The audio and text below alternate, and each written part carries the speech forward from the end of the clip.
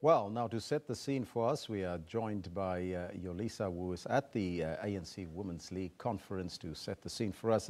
Yolisa, it's day 2 today of the African National Congress's Women's League conference. Set the scene for us and paint us a picture of what is currently happening. Well, and it's a very good morning indeed to you, Elvis. As you can hear for yourself, you'd swear that the ladies slept quite early yesterday, but they didn't. You can hear the noise and the vibe behind us right here at the entrance. Many of them coming in only now. You remember, of course, that they left very late yesterday, last night, because President Jacob Zuma had to leave Parliament only after the question and answer session and come through here as per the program. But second day, of course, at the ANC Women's League conference, you do know, of course, that many of these delegates, as it has become a norm, they sing and express their views through songs. In this case, there are 2 candidates. There are 2 front runners for the hot seat. Mamo Angie Muteha and Tabile Dlamini are front runners for the president of ANC Women's League. This sign represents that they want a second term for Mamo Angie, and the sign that is always used by soccer lovers, which means let's turn.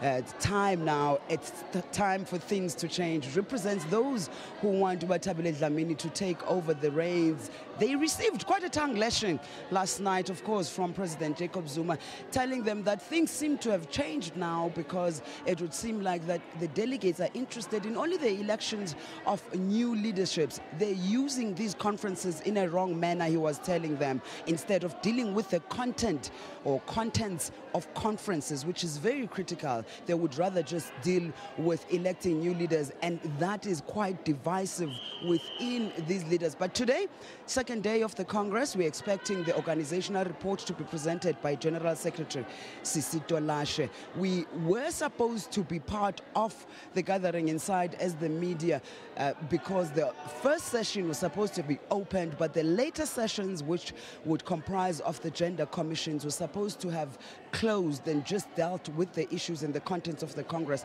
But it would seem like it's becoming a norm and also fashionable that the media is chucked out of these congresses. So the media has been put outside. So we're not sure how it's going to move forward for now, but we will bring all as it happens. Elvis?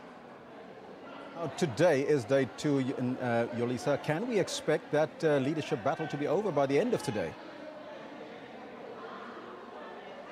Well, perhaps by midnight today, because the only time that we know will be open for certain is at about 8 this evening, Elvis, because as I rightly mentioned earlier on, that the morning session was supposed to be open. That's where the organizational report was supposed to be presented.